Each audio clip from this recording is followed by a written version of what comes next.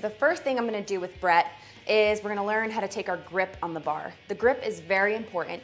It sets the foundation for a good starting position.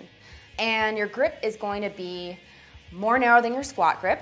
It's going to be one that facilitates vertical forearms at the bottom of your press. So in order to get nice straight wrists, we want to place our hands on the bar just like you're doing, and then we're gonna rotate our thumbs down and forefingers towards each other, just like that, and now we're simply gonna wrap our fingers around the bar. Perfect. From here, Brett's going to walk forward, he's gonna get his body all the way underneath the bar. So go ahead and do that, Brett. From this position, all he has to do is stand up with the bar and step back. If I'm looking at Brett directly from the back, we've got nice straight forearms. I would know his grip was too narrow if his forearms were angled in, and if his grip was too wide, his forearms would be angled out. So this is perfect right here. Okay, the only thing I want him to do now is to shove the bar up over his head. Any way to get up there is fine. Good. This is how you lock the bar out. Now, relax, Brett, don't shrug. This is incorrect. Triceps up, cover your ears, big shrug, this is correct. Now let's put that whole thing together from the starting position up to the lockout. If you're a beginner, and especially if you're a master's lifter, an older lifter, we would suggest pressing with just a strict press, or what you may have heard it called a military press. So we're gonna walk Brett through that right now. So he's gonna take his grip just like we showed him in the beginning. Yep, turning those, good. Fingers in, elbows up, walk back. So now Brett's gonna take a big breath. He's gonna shove that bar up and shrug hard, good. Bring it back down, elbows forward and in. So as Brett presses, he's gonna keep the bar as close to his nose as possible. He could even aim for the front of his hair right in here. So go ahead, big breath, shrug, and on the same thing on the way down, nice and close to his nose, good. See how he's brushing his hair with the bar? Good. Nice neutral neck at the top, good. So the next version of the press that I'm gonna teach Brett is often referred to as the press 2.0.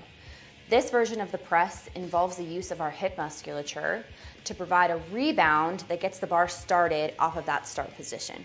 The reason why we're going to involve our hips has to do with the 3 criteria that we defined previously. Use the most muscle mass, the most weight with perfect form, for the greatest effective range of motion. The hips are a large group of muscles, and the times that we can add the most muscle mass possible to the movement, the better. So first, Brett, you're going to put your hands on your hips just like that. Beautiful. Squeeze all these muscles down here. So you're going to squeeze your quads, squeeze your butt, tighten your abs just like we would when we set our back. And you're going to push your hips forward like you're trying to get them out over your toes. So ready, go. Good. Yep. Now, as Brett gets the hang of this, the forward and back movement of his hips, we can speed this up a little bit so that it reflects the rebound that we want to get, that bounce that we want to achieve from the bar. Good. Big reach. Yep, all the way out of your toes. Very good.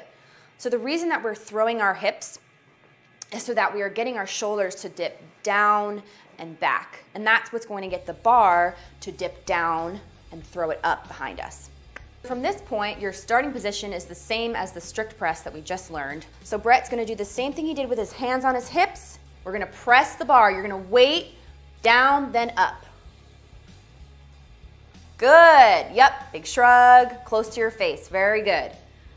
Press, then go, good. We've got some weight on the bar, let's do it. Take your grip. Nice straight wrists, elbows up. Very good. Good, big shrug, excellent. So when I'm telling Brett to take a big breath, I'm asking him to perform the Valsalva Maneuver, which is a big held breath against a closed glottis.